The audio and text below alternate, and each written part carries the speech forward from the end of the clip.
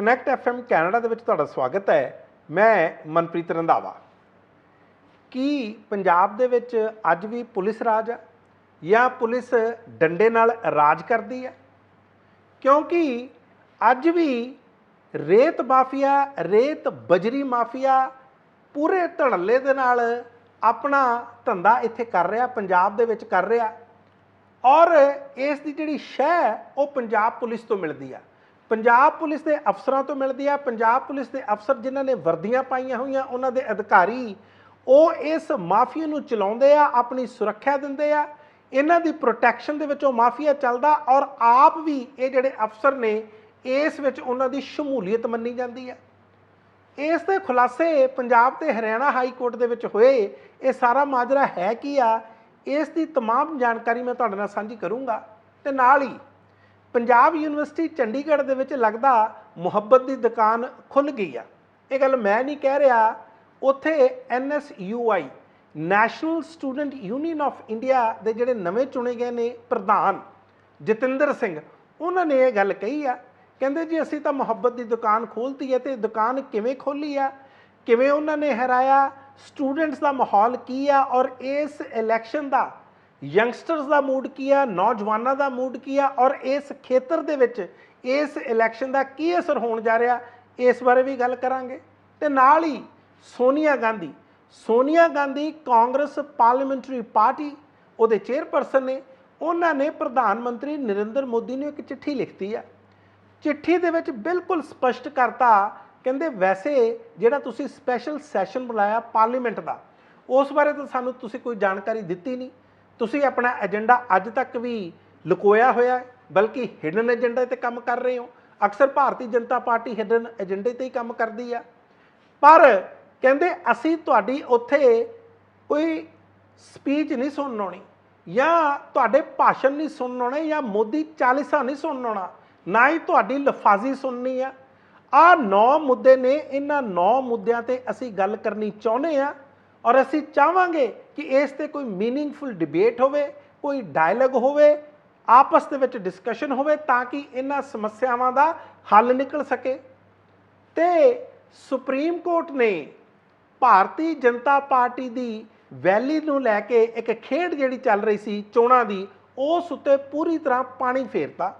ਦਰਅਸਲ ਉੱਥੇ ਤੁਹਾਨੂੰ ਪਤਾ ਹੀ ਹੈ ਕਿ ਐਡਮਿਨਿਸਟ੍ਰੇਸ਼ਨ ਚੱਲ ਰਹੀ ਹੈ, ਲਦਾਖ ਦੇ ਵਿੱਚ ਚੋਣਾਂ ਹੋਣੀਆਂ ਸੀ, ਲੇਕਿਨ ਐਨ ਮੌਕੇ 'ਤੇ ਸੁਪਰੀਮ ਕੋਰਟ ਨੇ ਕਿਹਾ ਕਿ ਨਵੀਂ ਨੋਟੀਫਿਕੇਸ਼ਨ ਜਾਰੀ ਕਰੋ। ਦਰਅਸਲ ਉੱਥੋਂ ਦੀ ਐਡਮਿਨਿਸਟ੍ਰੇਸ਼ਨ ਫਾਰੂਕ ਅਬਦੁੱਲਾ ਦੀ ਪਾਰਟੀ ਨੈਸ਼ਨਲ ਕਾਨਫਰੰਸ ਨੂੰ ਚੋਣਾਂ ਤੋਂ ਬਾਹਰ ਕਰਨ ਜਾ ਰਹੀ ਸੀ, ਬਲਕਿ ਉਹਨਾਂ ਨੂੰ ਕਹਿ ਰਹੀ ਸੀ ਕਿ ਤੁਸੀਂ ਆਪਣਾ ਚੋਣ ਨਿਸ਼ਾਨ ਵੀ ਨਹੀਂ ਵਰਤ ਸਕਦੇ। ਇਸ ਖੇਡ ਨੂੰ ਸੁਪਰੀਮ ਕੋਰਟ ਨੇ ਇੱਕ ਤਰ੍ਹਾਂ ਦਾ ਉਹਨਾਂ ਨੂੰ ਪਤਾ ਲੱਗ ਗਿਆ ਜਾਂ ਭਾਂਪ ਲਿਆ। ਨਾਲ ਹੀ ਉਹਨਾਂ ਨੇ ਕਹਿਤਾ, ਕਹਿੰਦੇ ਨਾ ਇਸ ਤਰ੍ਹਾਂ ਨਹੀਂ ਖੇਡ ਹੋਊਗੀ। ਇਹ ਸਾਰਾ ਮਾਜਰਾ ਹੈ ਕੀ ਆ, ਇਹ ਵੀ ਮੈਂ ਤੁਹਾਡੇ ਨਾਲ ਸਾਂਝਾ ਕਰੂੰਗਾ। ਪੰਜਾਬ ਪੁਲਿਸ ਰੇਤਾ ਬਜਰੀ ਮਾਫੀਆ ਦੇ ਨਾਲ ਰਲੀ ਹੋਈ ਆ ਤੇ ਮਿਲੀ ਹੋਈ ਆ, ਤੇ ਹੈਂਡ ਇਨ ਗਲਵ ਆ।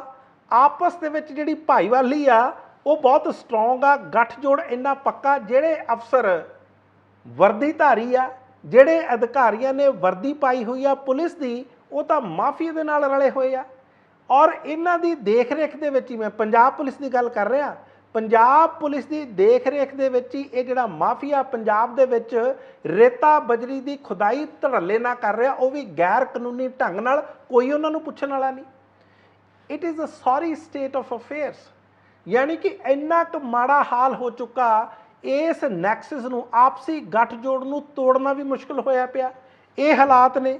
ਔਰ ਜਿਹੜੇ ਇਹਦੇ ਕਰਤਾ ਧਰਤਾ ਨੇ, ਜਿਹੜਾ ਇਹ ਮਾਫੀਆ, ਜਿਹੜੇ ਇਹਦੇ ਸਰਗਣੇ ਨੇ, ਜਿਹੜੇ ਇਹਦੇ ਮਗਰਮੱਛ ਨੇ ਇਸ ਸਾਰੇ ਧੰਦੇ ਪਿੱਛੇ, ਮਾਫੀਏ ਪਿੱਛੇ, ਉਹਨਾਂ ਨੂੰ ਇਹ ਪੰਜਾਬ ਪੁਲਿਸ ਦੇ ਅਫਸਰ ਲਗਾਤਾਰ ਬਚਾਉਂਦੇ ਰਹਿੰਦੇ ਨੇ। ਬਲਕਿ ਉਹਨਾਂ ਦਾ ਨਾਂ ਕਿਸੇ ਕੇਸ ਦੇ ਵਿੱਚ ਵੀ ਨਹੀਂ ਆਉਂਦਾ, ਕਿਸੇ FIR ਦੇ ਵਿੱਚ ਵੀ ਨਹੀਂ ਆਉਂਦਾ। ਔਰ ਜਿਨ੍ਹਾਂ ਦੇ ਇਸ਼ਾਰੇ 'ਤੇ ਇਹ ਸਾਰਾ ਕੁਝ ਚੱਲ ਰਿਹਾ, ਉਹ ਕਿਸੇ ਨੂੰ ਨਜ਼ਰ ਨਹੀਂ ਆਉਂਦੇ। ਬਲਕਿ ਜਿਹੜੇ ਬਹੁਤ ਗਰੀਬ ਵਿਅਕਤੀ ਹੁੰਦੇ ਨੇ, ਕੋਈ ਹੁੰਦਾ JCB ਦਾ ਡਰਾਈਵਰ, ਕੋਈ ਟਿੱਪਰ ਦਾ ਡਰਾਈਵਰ, ਉਹਨਾਂ ਨੂੰ ਫੜ ਕੇ ਉਹਨਾਂ 'ਤੇ ਕੇਸ ਦਰਜ ਕਰ ਦਿੱਤੇ ਜਾਂਦੇ ਨੇ। ਤੇ ਇਸ ਤਰ੍ਹਾਂ ਲੱਗਦਾ ਜਿਵੇਂ ਖਾਨਾ ਪੂਰਤੀ ਕਰ ਲਈ ਜਾਂਦੀ ਆ ਕਿ ਦੇਖੋ ਜੀ ਅਸੀਂ ਤਾਂ ਰੇਤਾ ਬਜਰੀ ਦੇ ਮਾਫੀਏ ਦੇ ਖਿਲਾਫ ਜਾਂ ਗੈਰ ਕਾਨੂੰਨੀ ਇਸ ਧੰਦੇ ਦੇ ਖਿਲਾਫ ਪੂਰੇ ਮੁਸ਼ਤੈਦੀ ਦੇ ਨਾਲ ਅਸੀਂ ਕੰਮ ਕਰ ਰਹੇ ਹਾਂ। ਕੰਮ ਕੋਈ ਨਹੀਂ ਹੋ ਰਿਹਾ। बल्कि हुण तां ਜਿਹੜੇ ਮੋਹਾਲੀ ਦੇ ਵਿੱਚ ਕਿਸੇ ਟਾਈਮ ਐਸਐਸਪੀ ਹੁੰਦੇ ਸੀ ਔਰ ਅੱਜ ਕੱਲ੍ਹ ਇਹ ਰੋਪੜ ਦੇ ਐਸਐਸਪੀ ਆ। ਮੈਂ ਗੱਲ ਕਰ ਰਿਹਾ ਵਿਵੇਕਸ਼ੀਲ ਸੋਨੀ ਦੀ। ਆਈਪੀਐਸ ਅਫਸਰ ਨੇ, ਸਨ 2011 ਬੈਚ ਦੇ ਅਫਸਰ ਨੇ। ਇਹਨਾਂ ਦੀ ਵੀ ਭੂਮਿਕਾ ਹੁਣ ਕਿਤੇ ਕਟਹਿਰੇ ਦੇ ਵਿੱਚ ਆ ਗਈ ਆ, ਸ਼ੱਕ ਦੇ ਵਿੱਚ ਆ ਗਈ ਆ। ਅੱਜ ਤੱਕ ਵੈਸੇ ਕੋਈ ਇਹਨਾਂ ਨੇ ਮਾਰਕੇ ਵਾਲਾ ਕੰਮ ਨਹੀਂ ਕੀਤਾ, ਪਰ ਰੋਪੜ ਦੇ ਵਿੱਚ ਬਤੌਰ ਐਸਐਸਪੀ ਔਰ ਉਸ ਤੋਂ ਬਾਅਦ ਇਹਨਾਂ ਤੇ ਇਸ ਤਰ੍ਹਾਂ ਦੇ ਇਲਜ਼ਾਮ ਲੱਗਣਾ ਔਰ ਇਹਨਾਂ ਤੋਂ ਵੀ ਰਿਪੋਰਟ ਮੰਗ ਲਈ ਗਈ ਆ ਕਿ ਇੱਕ ਡਿਟੇਲਡ ਰਿਪੋਰਟ ਦਿਓ ਕਿ ਉੱਥੇ ਰੋਪੜ ਦੇ ਵਿੱਚ ਹੋ ਕੀ ਰਿਹਾ।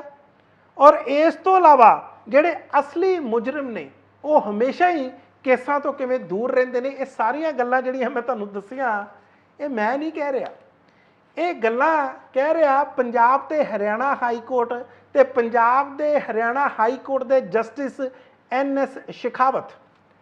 ਜਸਟਿਸ NS ਸ਼ਿਖਾਵਤ ਦੀ ਕੋਰਟ ਦੇ ਵਿੱਚ ਜਦੋਂ ਇਹ ਮਾਮਲਾ ਆਉਂਦਾ ਉੱਥੇ ਜਾ ਕੇ ਇਹ ਸਾਰੇ ਖੁਲਾਸੇ ਹੁੰਦੇ ਨੇ ਤੇ ਉੱਥੇ ਜਾ ਕੇ ਜਸਟਿਸ NS ਸ਼ਿਖਾਵਤ ਇਹ ਸਾਰੀਆਂ ਟਿੱਪਣੀਆਂ ਕਰਦੇ ਨੇ, ਇਹ ਸਾਰੀਆਂ ਆਬਜ਼ਰਵੇਸ਼ਨਸ ਦਿੰਦੇ ਨੇ ਤੇ ਫਿਰ ਪਤਾ ਲੱਗਦਾ ਕਿ ਅਸਲ 'ਚ ਮਾਮਲਾ ਹੈ ਕੀ ਆ। ਦਰਅਸਲ ਮਾਮਲਾ ਇੱਥੋਂ ਸ਼ੁਰੂ ਹੁੰਦਾ ਕਿ ਇੱਕ JCB ਦਾ ਡਰਾਈਵਰ ਆ ਜਿਹਦਾ ਨਾਂ ਹੈ ਆਜ਼ਮਦੀਨ।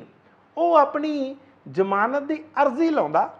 ਜ਼ਮਾਨਤ ਦੀ ਅਰਜ਼ੀ ਇਸ ਕਰਕੇ ਲਾਉਂਦਾ ਕਿ ਰੋਪੜ ਪੁਲਿਸ ਨੇ ਉਸ ਤੇ 27 ਜੁਲਾਈ ਨੂੰ ਇੱਕ ਮਾਮਲਾ ਦਰਜ ਕਰਤਾ ਸੀ, ਇੱਕ ਕੇਸ ਦਰਜ ਕਰਤਾ ਸੀ mines and minerals regulation of development act. ਇਹ ਨੰਗਲ ਪੁਲਿਸ ਸਟੇਸ਼ਨ ਦੇ ਵਿੱਚ ਹੋਇਆ ਸੀ ਔਰ ਉਸ ਦੀ ਜ਼ਮਾਨਤ ਕਰਾਉਣ ਲਈ ਇਹਨੂੰ ਪੰਜਾਬ ਤੇ ਹਰਿਆਣਾ ਹਾਈ ਕੋਰਟ ਦਾ ਦਰਵਾਜ਼ਾ ਖੜਕਾਉਣਾ ਪਿਆ।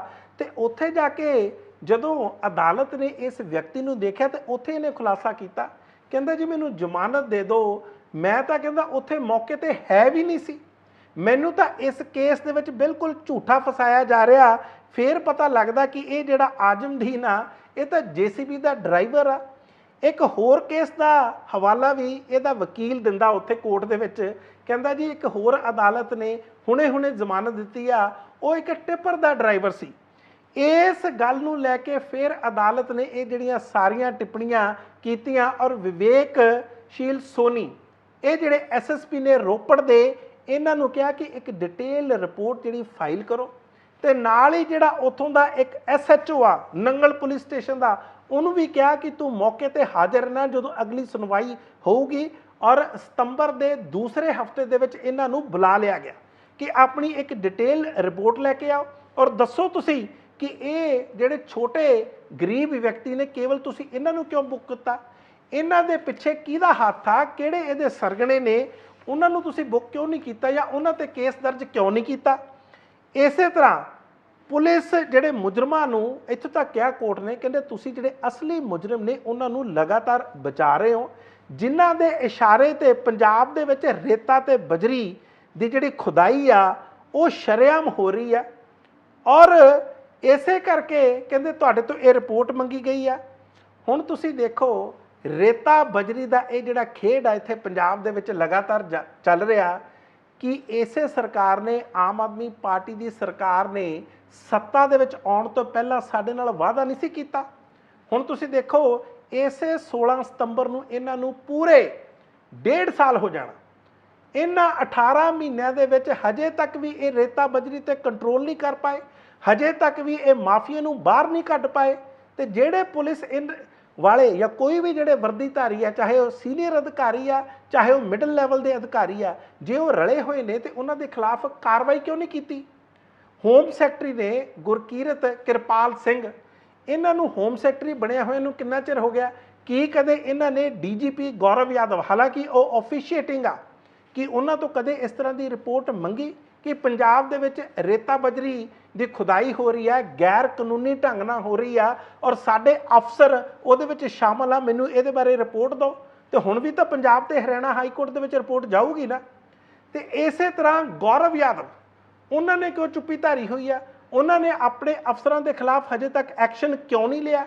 ਇਸੇ ਤਰ੍ਹਾਂ ਹੋਰ ਉੱਤੇ ਆ ਜਾਓ, ਪੰਜਾਬ ਦੇ ਮੁੱਖ ਮੰਤਰੀ ਭਗਵੰਤ ਮਾਨ, ਜਿਨ੍ਹਾਂ ਕੋਲੇ ਇਹ ਮਹਿਕਮਾ home affairs and justice department, ਉਹ ਕੀ ਹਜੇ ਤੱਕ ਕਰ ਰਹੇ ਆ।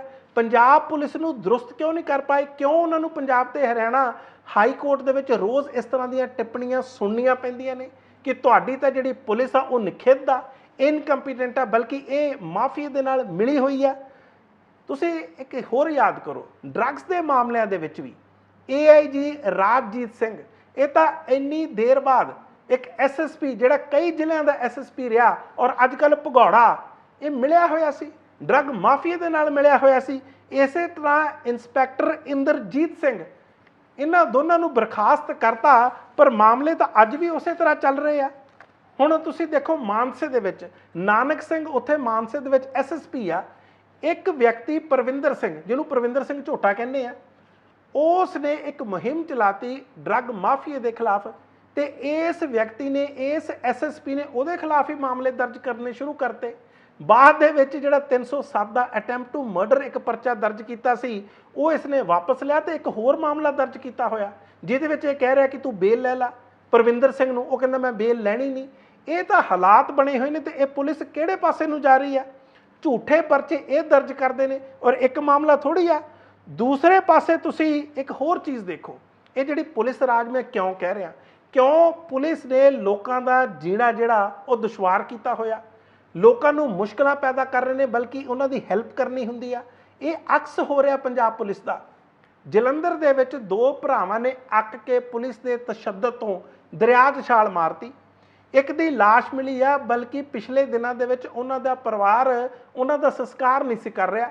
ਕਹਿੰਦੇ ਅਸੀਂ ਤਾਂ ਚੰਡੀਗੜ੍ਹ ਜਾਵਾਂਗੇ ਤੇ ਫੇਰ ਜਾ ਕੇ ਪੰਜਾਬ ਪੁਲਿਸ ਦੀਆਂ ਜਾਂ ਪੰਜਾਬ ਸਰਕਾਰ ਦੀਆਂ ਅੱਖਾਂ ਖੁੱਲ੍ਹਦੀਆਂ, ਜਦੋਂ ਉੱਥੋਂ ਦੇ SHO ਨੂੰ, ਨਵਦੀਪ ਸਿੰਘ ਨੂੰ, ਸਬ ਇੰਸਪੈਕਟਰ ਨੂੰ ਬਰਖਾਸਤ ਕੀਤਾ ਜਾਂਦਾ। ਇਸ ਤਰ੍ਹਾਂ ਦੀਆਂ ਉਦਾਹਰਨਾਂ ਹੋਰ ਕਿਉਂ ਨਹੀਂ ਸੈੱਟ ਕਰਦੇ? ਇਹ ਚਾਹੇ ਕੋਈ IPS ਅਫਸਰ ਆ, ਚਾਹੇ ਕੋਈ PPS ਅਫਸਰ ਆ, ਜਾਂ ਵੈਸੇ ਵੀ ਕੋਈ ਅਧਿਕਾਰੀ ਆ, ਇਹਨਾਂ ਨੂੰ ਜਿੰਨੀ ਦੇਰ ਤੱਕ ਤੁਸੀਂ 80,000 ਦੀ ਇਸ ਫੋਰਸ ਚੋਂ ਕੱਢੋਗੇ ਨਹੀਂ, ਇਹਨਾਂ ਨੂੰ ਬਰਖਾਸਤ ਨਹੀਂ ਕਰੋਗੇ, ਕਲੀਨਜ਼ਿੰਗ ਨਹੀਂ ਹੋਣੀ, ਸਫਾਈ ਨਹੀਂ ਹੋਣੀ, ਆਦਤਾਂ ਪੈ ਚੁੱਕੀਆਂ ਨੇ।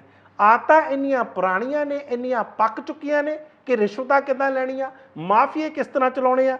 ਇਸੇ ਕਰਕੇ ਤੁਸੀਂ ਦੇਖੋ, ਇੱਕ ਅੱਕਿਆ ਥੱਕਿਆ 26 ਸਾਲਾਂ ਦਾ ਨੌਜਵਾਨ ਜਸ਼ਨਬੀਰ ਸਿੰਘ ਦਰਿਆ 'ਚ ਛਾਲ ਮਾਰਦਾ, ਮਗਰੇ ਉਹਦਾ ਵੱਡਾ ਭਰਾ ਮਾਰ ਦਿੰਦਾ। ਇਹ ਤਾਂ ਚੰਗੀ ਗੱਲ ਆ ਕਿ ਕਿਸੇ ਨੂੰ ਇਸ ਗੱਲ ਦੀ ਸੋਝੀ ਪਈ ਕਿ ਇਸ ਵਿਅਕਤੀ ਨੂੰ ਪੁਲਿਸ ਦੇ ਵਿੱਚ ਹੋਣਾ ਨਹੀਂ ਚਾਹੀਦਾ। ਔਰ ਕਿੰਨੀਆਂ ਕਾਲੀਆਂ ਭੇਡਾਂ ਨੇ ਇਸ ਟਾਈਮ ਪੰਜਾਬ ਪੁਲਿਸ ਦੇ ਵਿੱਚ, ਕਿ ਉਹਨਾਂ ਦੇ ਖਿਲਾਫ ਕੋਈ ਐਕਸ਼ਨ ਹੋਊਗਾ? ਇਸੇ ਤਰ੍ਹਾਂ ਤੁਹਾਡੇ DIG ਇੰਦਰਬੀਰ ਸਿੰਘ, ਕਿੰਨੇ ਸੰਗੀਨ ਇਲਜ਼ਾਮ ਨੇ। ਇਹ ਵੀ ਨਸ਼ਿਆਂ ਦੇ ਮਾਮਲੇ ਦੇ ਵਿੱਚ ਰਿਸ਼ਵਤਾਂ ਲੈ ਕੇ ਜੋ ਕੁਝ ਹੋਇਆ, ਔਰ ਅੱਜ ਵੀ ਜਾਂਚ ਚੱਲ ਰਹੀ ਹੈ, ਪਰ ਆਪਣੇ ਅਹੁਦੇ ਤੇ ਕਾਇਮ ਆ। ਕਿਸੇ ਨੇ ਕੋਈ ਐਕਸ਼ਨ ਲਿਆ ਇਸ ਤੇ? ਇਸੇ ਤਰ੍ਹਾਂ IG PK ਯਾਦਵ, ਪ੍ਰਦੀਪ ਕੁਮਾਰ ਯਾਦਵ 20 ਲੱਖ ਦੀ ਰਿਸ਼ਵਤ ਲੈ ਗਈ, ਗਵਾਹ ਵੀ ਮਿਲ ਗਿਆ, ਕੋਰਟ ਦੇ ਵਿੱਚ ਗਵਾਹੀ ਦਿੱਤੀ, ਪਰ ਤੁਸੀਂ ਕੁਝ ਨਹੀਂ ਕੀਤਾ। ਤੁਸੀਂ ਕਹਿੰਦੇ ਠੀਕ ਆ, ਤੁਸੀਂ ਉਹ ਮਲਕੀਤ ਦਾਸ ਨੂੰ ਤਾਂ ਖਿੱਚੀ ਫਿਰਦੇ ਹੋ, ਪਰ ਇਹਨਾਂ ਤੇ ਕਿਸੇ ਤਰ੍ਹਾਂ ਦਾ ਕੋਈ ਐਕਸ਼ਨ ਨਹੀਂ। NRIs ਦੇ ਵਿਆਹ ਤੇ ਆਉਂਦੇ ਨੇ, ਦੰਦ ਲਾਉਂਦੇ ਹੋਏ ਗੋਲੀਆਂ ਚਲਾਉਂਦੇ ਨੇ, ਕੋਈ ਐਕਸ਼ਨ ਨਹੀਂ ਤੁਹਾਡਾ। ਉਸ ਤੋਂ ਬਾਅਦ ਅੰਮ੍ਰਿਤਸਰ ਦਾ ਇੱਕ ਪਰਿਵਾਰ, ਮੈਂ ਹੌਪਰਸ ਬਾਰ ਐਂਡ ਰੈਸਟੋਰੈਂਟ ਦੀ ਗੱਲ ਕਰ ਰਿਹਾ, 1.5 ਮਹੀਨਾ ਉਹਨਾਂ ਨੂੰ, ਸਾਰੇ ਪਰਿਵਾਰ ਨੂੰ, ਉਹਨਾਂ ਦੀਆਂ ਬੱਚੀਆਂ ਨੂੰ ਪੁਲਿਸ ਘਰੋਂ ਭਜਾਈ ਰੱਖਦੀ ਹੈ, ਕੋਈ ਐਕਸ਼ਨ ਨਹੀਂ। ਇਹ ਹਾਲਾਤ ਨੇ, ਤੇ ਤੁਸੀਂ ਕਹਿੰਦੇ ਹੋ ਕਿ ਸਾਡਾ ਲੋਕਾਂ ਦੇ ਵਿੱਚ ਸ਼ਾਇਦ ਬੜਾ ਵਧੀਆ ਅਕਸ ਗਿਆ ਹੋਇਆ। ਅਕਸ ਨਹੀਂ ਗਿਆ ਹੋਇਆ, ਬਲਕਿ ਤੁਸੀਂ ਦੇਖੋ ਇਹ ਜਿਹੜੇ ਪੁਲਿਸ ਵਾਲੇ ਆ, ਇਹ ਸਟੂਜਿਸ ਇੱਕ ਅੰਗਰੇਜ਼ੀ ਦਾ ਸ਼ਬਦ ਆ, ਤੁਸੀਂ ਜ਼ਰੂਰ ਦੇਖਿਓ, ਕਿਉਂਕਿ ਇਹ ਚਮਚੇ ਬਣ ਚੁੱਕੇ ਨੇ ਪੋਲੀਟੀਸ਼ੀਅਨਸ ਦੀਆਂ। ਇਹ ਇੱਕ ਤਰ੍ਹਾਂ ਦੀ ਨੱਕ ਨਾਲ ਲਕੀਰਾਂ ਕੱਢਦੇ ਆ, ਉਹਨਾਂ ਦੇ ਚਮਚਾਗਿਰੀ ਕਰਦੇ ਆ, ਤੇ ਫਿਰ ਚੰਗੀਆਂ ਪੋਸਟਿੰਗਸ ਲੈਂਦੇ ਨੇ, ਤੇ ਜਿੱਥੇ ਇਹਨਾਂ ਨੂੰ ਚੰਗੀਆਂ ਪੋਸਟਿੰਗਸ ਮਿਲਦੀਆਂ ਨੇ ਉੱਥੇ ਜਾ ਕੇ ਇਹ ਖੁੱਲੀਆਂ ਰਿਸ਼ਵਤਾਂ ਲੈਂਦੇ ਨੇ। ਫਿਰ ਇਹਨਾਂ ਨੂੰ ਕਿਸੇ ਦਾ ਡਰ ਨਹੀਂ ਹੁੰਦਾ, ਕਿਉਂਕਿ ਇਹਨਾਂ ਤੇ ਉੱਤੇ ਹੱਥ ਹੁੰਦਾ ਪੋਲੀਟੀਸ਼ੀਅਨਸ ਦਾ। ਜਿੰਨੀ ਦੇਰ ਤੱਕ ਇਹ ਸਾਰਾ ਨੈਕਸਸ ਨਹੀਂ ਟੁੱਟੂਗਾ, ਇਹੀ ਤਾਂ ਗੱਲ ਕਹਿ ਰਹੇ ਆ। ਪੰਜਾਬ ਤੇ ਹਰਿਆਣਾ ਹਾਈ ਕੋਰਟ ਕਹਿ ਕੀ ਰਿਹਾ? ਕਹਿੰਦੇ ਤੁਸੀਂ ਤਾਂ ਆਪ ਸ਼ਾਮਲ ਹੋ ਵਿੱਚ, ਤੇ ਤੁਸੀਂ ਇਸ ਨੈਕਸਸ ਨੂੰ, ਜਿਹੜਾ ਰੇਤਾ ਬਜਰੀ ਦੀ ਗੈਰ ਕਾਨੂੰਨੀ ਢੰਗ ਦੇ ਨਾਲ ਖੁਦਾਈ ਹੋ ਰਹੀ ਹੈ, ਇਸ ਨੂੰ ਤੋੜੋਗੇ ਕਿਸ ਤਰ੍ਹਾਂ? ਦੇਖਦੇ ਹਾਂ ਪੰਜਾਬ ਦੇ ਮੁੱਖ ਮੰਤਰੀ ਭਗਵੰਤ ਮਾਨ ਇਸ ਉੱਤੇ ਕੋਈ ਐਕਸ਼ਨ ਲੈਂਦੇ ਨੇ।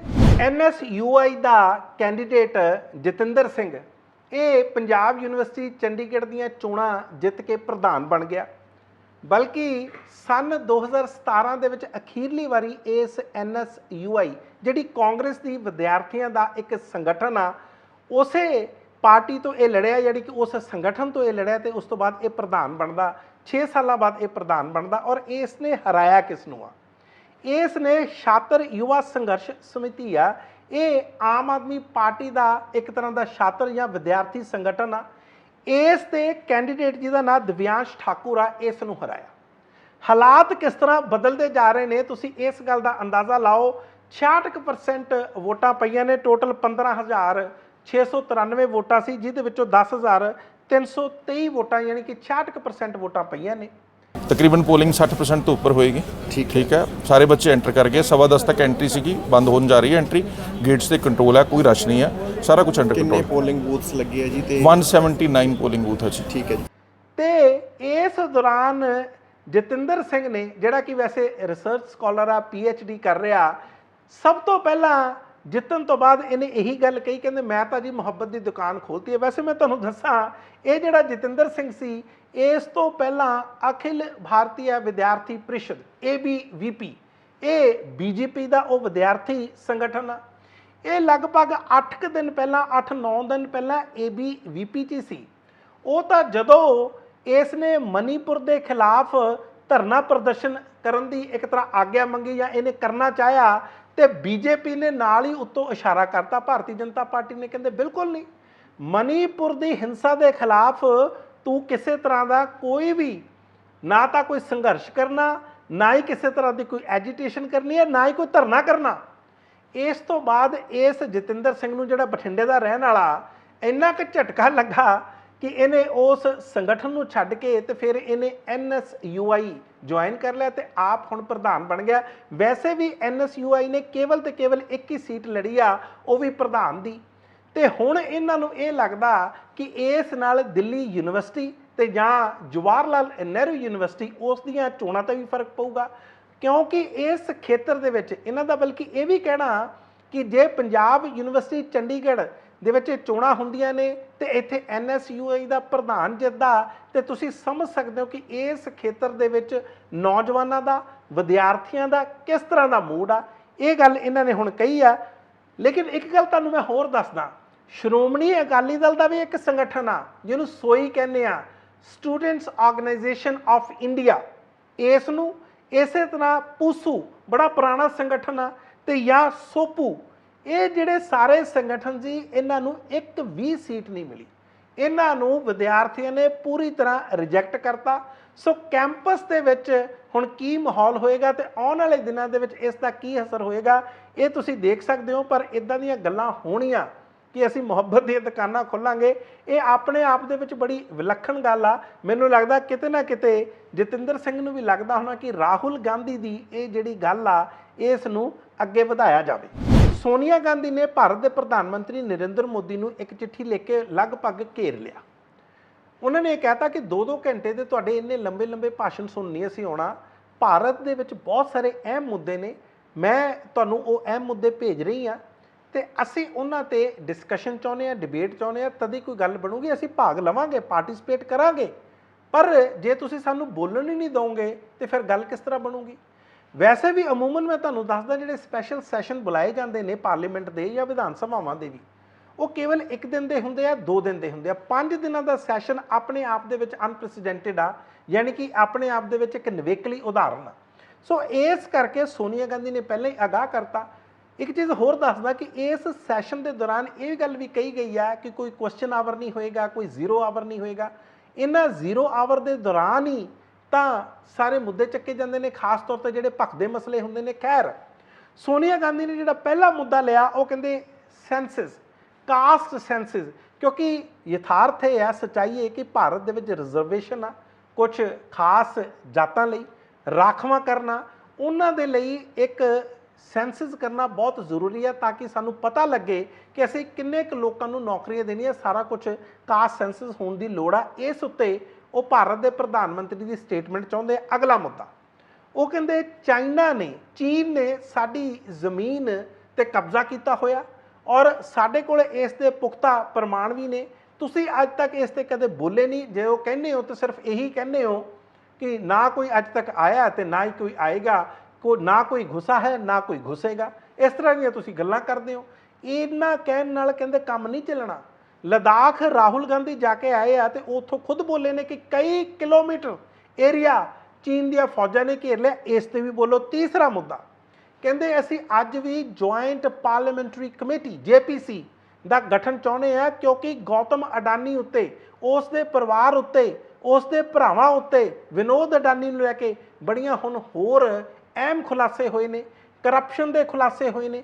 ਅਸੀਂ ਚਾਹੁੰਦੇ ਹਾਂ ਕਿ ਉਸ ਤੇ ਜੇਪੀਸੀ ਬਣੇ। ਜੇ ਤੁਸੀਂ ਜੇਪੀਸੀ ਨਹੀਂ ਬਣਾਉਣੀ, ਇਸ ਤੇ ਘੱਟੋ ਘੱਟ ਸਟੇਟਮੈਂਟ ਦਿਓ ਕਿ ਜੇਪੀਸੀ ਕਿਉਂ ਨਹੀਂ ਤੁਸੀਂ ਬਣਾਉਣਾ ਚਾਹੁੰਦੇ। ਫਿਰ ਮਹਿੰਗਾਈ ਕਿੰਨੀ ਵੱਧ ਗਈ ਆ, ਚਾਹੇ ਤੁਸੀਂ ਸਬਜ਼ੀਆਂ ਦੀ ਗੱਲ ਕਰ ਲਓ, ਆਮ ਜ਼ਿੰਦਗੀ ਦੀਆਂ ਰੋਜ਼ਮर्रा ਦੀਆਂ ਜ਼ਿੰਦਗੀਆਂ ਮਾਰਕੀਟ ਦੇ ਵਿੱਚ ਜਿਸ ਅਸਮਾਨ ਨੂੰ ਉਹਨਾਂ ਦੀਆਂ ਕੀਮਤਾਂ ਛੂਹ ਰਹੀਆਂ ਨੇ, ਉਹ ਆਪਾਂ ਨੂੰ ਸਾਰਿਆਂ ਨੂੰ ਪਤਾ। ਕਹਿੰਦੇ ਇਸ ਤੇ ਵੀ ਤੁਸੀਂ ਸਾਨੂੰ ਦੱਸੋ ਕਿ ਤੁਹਾਡੇ ਤੋਂ ਮਹਿੰਗਾਈ ਕੰਟਰੋਲ ਕਿਉਂ ਨਹੀਂ ਹੋ ਰਹੀ। ਇਸੇ ਤਰ੍ਹਾਂ ਬੇਰੁਜ਼ਗਾਰੀ ਵੱਧ ਰਹੀ ਹੈ, ਦਿਨੋਂ ਦਿਨ ਵੱਧ ਰਹੀ ਹੈ। ਤੁਸੀਂ ਤਾਂ ਕਿਹਾ ਸੀ 2 ਕਰੋੜ ਨੌਕਰੀਆਂ ਦੇਵਾਂਗੇ ਹਰ ਸਾਲ, ਕਿੱਥੇ ਗਿਆ ਤੁਹਾਡਾ ਵਾਅਦਾ?